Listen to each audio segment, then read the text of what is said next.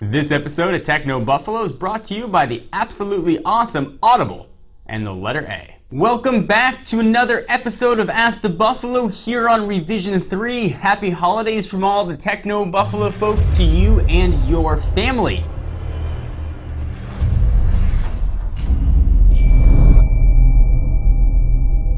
This episode of Ask the Buffalo is really just going to be one question. So usually on Ask the Buffalo, I answer 5 to 6 questions about phones, tablets, and laptops. But what I haven't answered before on one of these shows is the most asked question that I get anywhere. Not just from Ask the Buffalo, but through the Contact Us page on technobuffalo.com, in YouTube comments, and emails from YouTube. And that is, where do all your devices come from? And how do I get them? I started back on YouTube making videos about technology just about 5 years ago, actually 1,500 videos ago.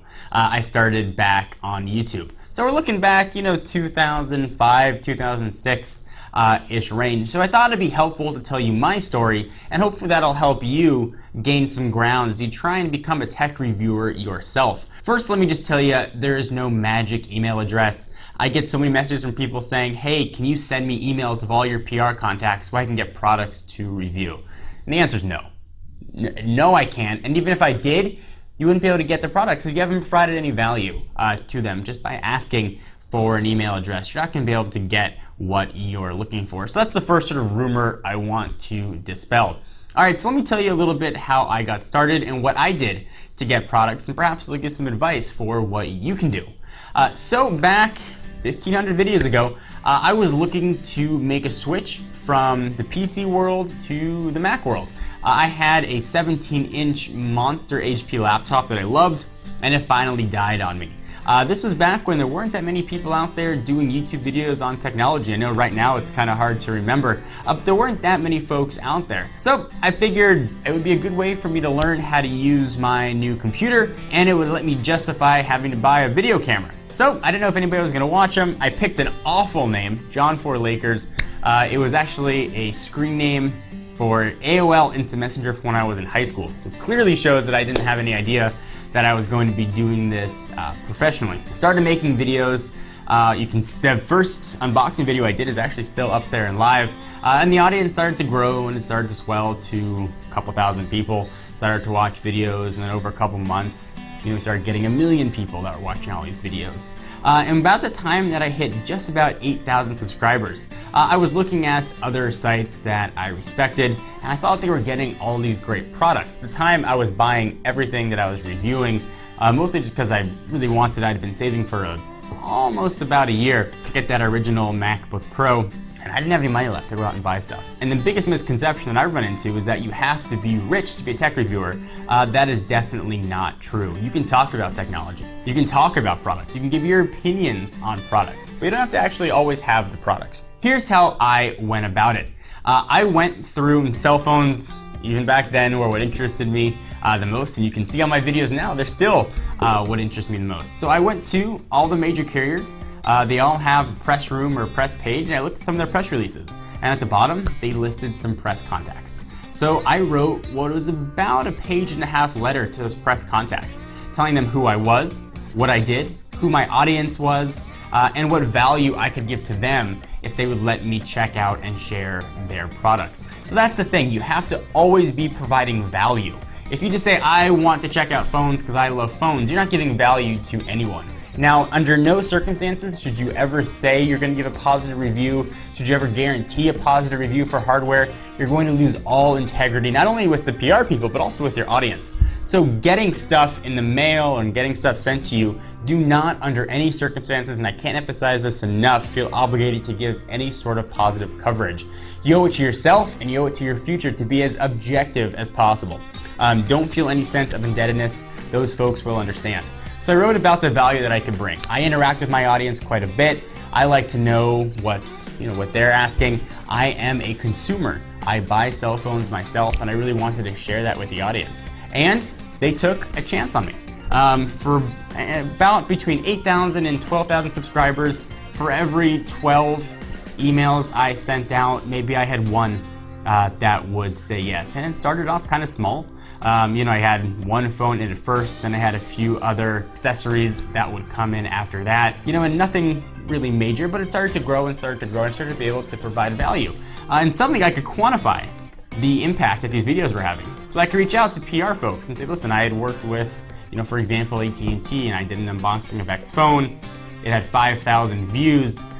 Those are all people that are looking to get a phone. If you think about running sort of a wide blanket advertising campaign that might cost millions of dollars and maybe hit 1 or 2% of your target demographic, this was a couple thousand people that really were the target demographic. They were watching these videos because they were interested in phones and they were interested in buying phones. So people became interested in sending products to me. And as soon as I started getting those firsts, it started getting easier and easier and easier to get those products in the mail. It takes a lot of work, and certainly there was a lot of rejection that came along with it. So be prepared for that.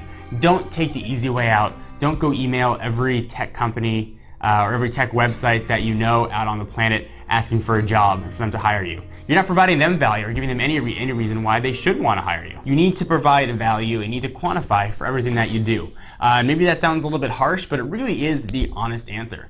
So let me go ahead and tell you what happened once I started getting the products and what I started to do and how my processes went after this commercial break. So I want to take a quick minute to thank our friends at Audible.com. Audible is where you can go to download thousands of audiobooks right to the mobile device of your choice. Please go to audiblepodcast.com/techno to get a free audiobook download of your choice when you sign up today. That's audiblepodcast/techno for your free audiobook. I actually listen to audiobooks when I drive into work. It takes me 2 weeks or so to get through a full book, but it saves my eyes and I still get to keep up on the latest stuff that I like to read. So please go ahead and check out audiblepodcast.com/techno. Now back to the advice. All right, so now I started getting devices in the mail, and I really want to reiterate again that there is no shortcut to this. You need to always be providing value. You need to always communicate. Everybody has someone that they report to and that they work for. So these PR representatives who are sending products and devices, they have to report to someone. They have to tell their boss, hey, we sent a device to X reviewer. You know, here's the feedback that we got. Here's the audience they were getting. You need to always be providing that feedback to them, especially when you get that first device. So you can get a second device and a third device in. And again, I want to reiterate the importance of being objective in your coverage. The natural inclination to get something in the mail is almost you feel like it's a gift that you need to be positive in return. And I can't say this enough. Fight that urge completely. Be as objective and be as honest as you can with your audience. They're going to respect you much more for it, as will the PR folks moving forward. So definitely something to bear in mind. So you get a device in, you want to quantify to the PR folks what that device is doing and how your audience is responding to it. So we had 300 comments that came into it. We had 500 thumbs up, or 20 thumbs up, or 19 thumbs up. We had a couple thousand views. Whatever it might be, you want to always be quantifying that. If you're fortunate enough to get a badge, you were the 99th most viewed video in technology for that day, you want to always send that information. You want to be able to show growth as you go through. And any products you might be interested in, you think your audience might be interested in, from small accessories makers to large, giant tech corporations, go ahead and try. Now, it's pretty easy to find contact information. All you have to do is find a press release, go down to the bottom, and generally there's some sort of contact information there. And you might not hear anything back for a while, or at all. Follow up. I was sending emails once every 2.5 to 3 weeks to the same people until I finally got a response. And they were very well thought out emails. Be very mindful of your punctuation. Be very mindful of your spelling, the tone, the words you're using. Especially if you're young. You want to come across as professional. You don't want to come across as a kid looking to get free stuff. You really need to know that if you want to do this as a career, you need to treat it professionally and treat it as such. So don't abbreviate words. Don't say you are, with the letter U and the letter R. Don't type the letter 4 when you should write FOR. I get emails like this all the time. Be very professional in your language. I cannot overemphasize that enough. And hopefully you'll be able to start the process of getting devices in or getting products in to check out. So we didn't talk about tablets or much about cell phones or anything here, but I did want to share some advice. That has been what worked for me. That was my story. The moral takeaway from this is always provide value to people. Always give them something to quantify, and always let them have something they could give to their boss to show they were doing the right thing by taking a chance on you. So guys, hope you enjoyed this little bit of an advice video. Happy holidays from all of us at Techno Buffalo. Happy holidays from all of us at Revision 3. Happy December to you. And I hope that everybody has a nice, relaxing couple weeks. Step away from technology. Remember what's important in your life, and whatever that might be for you, remember it. Don't forget it. I'm something that I forget stuff. Anyway, I am John Rettinger from Techno Buffalo. Be sure to check us out for all of your tech news at technobuffalo.com for unboxings, for hands-on, and all kinds of other good stuff. That all started because I started sending emails to some PR representatives. I'll see you guys in the next video. Look at the camera. Look at the camera. All right, let's try it. Okay, go ahead. Here we go. Are they looking at the camera? Happy holidays from the Totally Rad Show. Happy holidays from all of us. No more talking. Please, I'm begging you. Right there, right there. It'll take 2 seconds. Happy holidays from Map Judgment.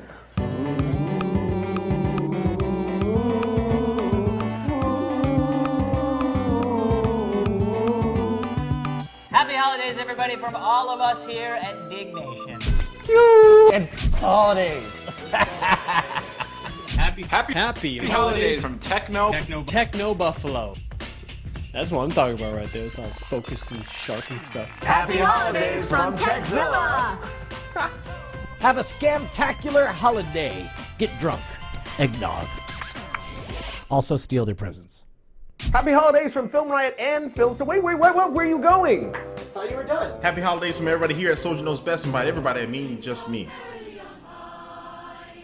From all of us here at Geekbeat TV, Happy holidays! From all of us at Different Strokes and the entire Revision 3 family, we'd like to wish you a happy holidays, and we hope 1986 is your best year yet. happy holidays! You mean happy holidays? Hey, A cat on a crane! What? Happy holidays from the Destructoid Show. which holiday? All of the holidays. Ready? No. Happy holidays from all of us at Film Riot and Film State. Good enough.